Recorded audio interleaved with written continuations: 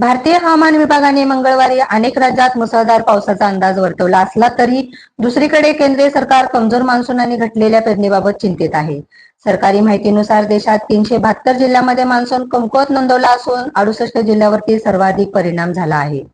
मोठी बातमी समोर येत आहे. मुख्यमंत्री देवेंद्र फडणवीस यांच्या वर्षा निवासस्थानी भाजपच्या कोअर कमिटीची बैठक बोलवण्यात आली आहे.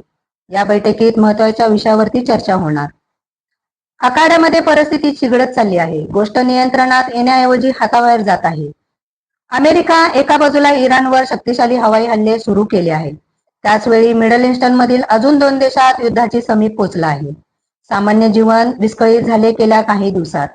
पण आता मान्सून ब्रेकमुळे वायव्य आणि मध्य भारतीय पुढील काही दिवसात पाऊस पडण्याची शक्यता नाही, असा अंदाज हवामान तज्ञांनी वर्तवला आहे. जेटेल न्यूज.